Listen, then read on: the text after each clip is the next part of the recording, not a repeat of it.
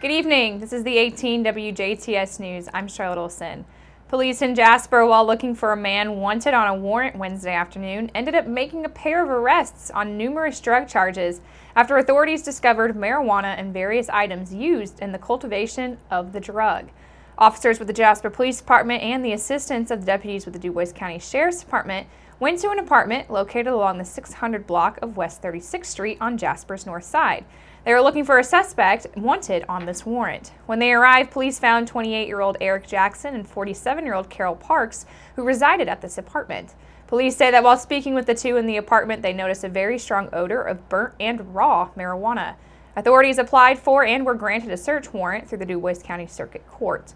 The warrant was served just before 2:30 p.m. and upon executing the search, officers located marijuana, paraphernalia, a large marijuana plant, and items used with the cultivation of marijuana.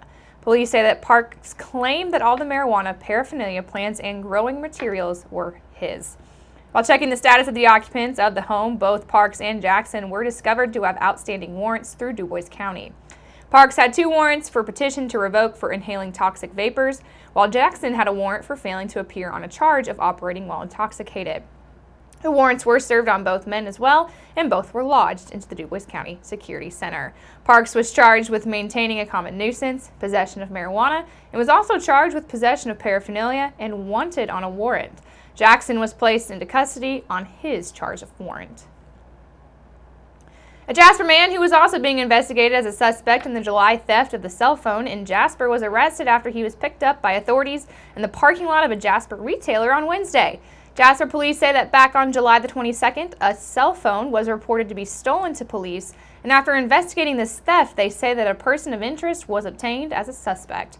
Around 3 o'clock on Wednesday, the suspect was 26-year-old Angel Luna of Jasper and was observed driving through Jasper by a deputy with the DuBois County Sheriff's Department.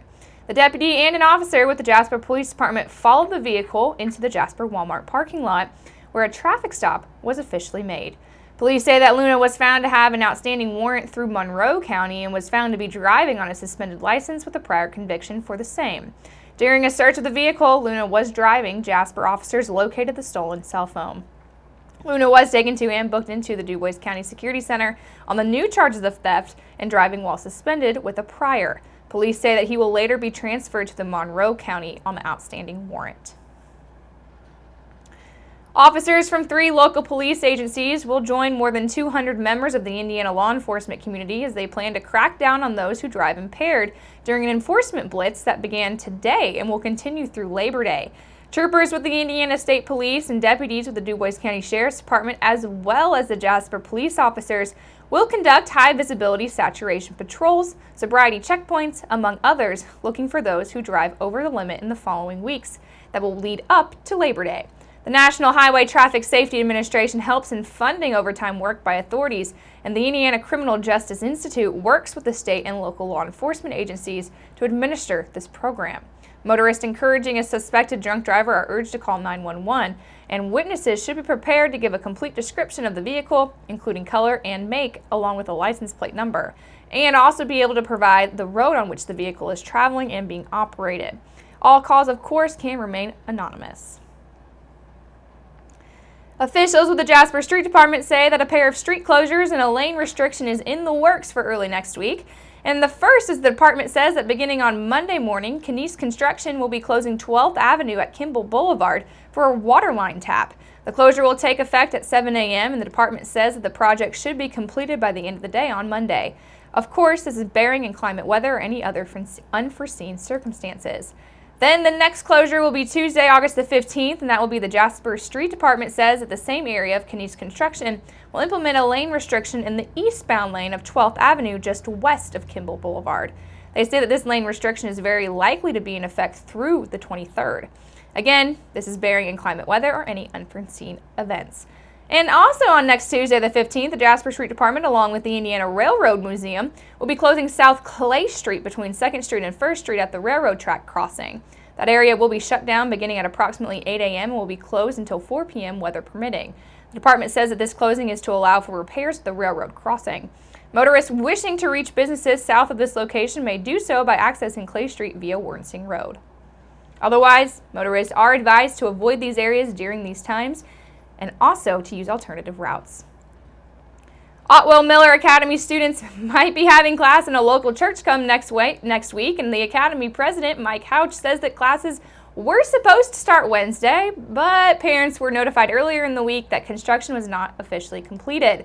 Houch says that they've been doing everything that they can to start classes on Monday, but even though that's not guaranteed. He says that construction crews are asking for another week, so he's reached out to local churches because classes have to start, even if it's not in the school building. Houch says that they can either make those 3 days up or extend the school year if they have to. The Du Bois County Public Health Partnership 8th Annual Program is set for Tuesday, September the 12th at the Huntingburg Event Center, of course, in Huntingburg. The event will offer information and inspiration for adults and caregivers to improve their physical, mental, and social fitness. Speakers include Betty Drews from the Sister of St. Benedict. She will speak on choosing life and growing gracefully. Jay Baker with the German American Bank will present on scams and fraud. Brenda Hagerdorn from Purdue Extension, Spencer County, will speak on safety in the home. Rosemary Rexing and Kathy Burton from Memorial Hospital and Healthcare Center will speak on advanced care planning. And Sue Ware will present on faith community nursing. Also, a yoga demonstration by Tina Drew will be presented and doors will open at 8:30 a.m.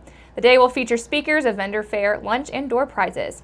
Donna Oding, chairman of the Du Bois County Public Health Partnership, says that the goal of this annual program is to offer information and to encourage individuals to make proactive choices as they age.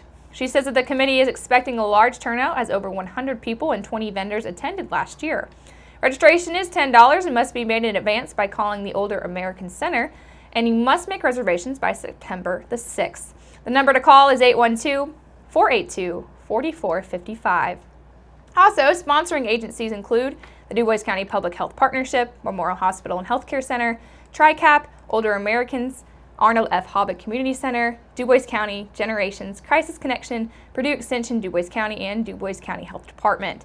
If you wish to be a vendor or would like additional information concerning the event, please contact Donna Oding at the Du Bois County Health Department. That number is 812-481-7050. And also make sure you keep it right here, because up next we're going to take a look at your weather summary.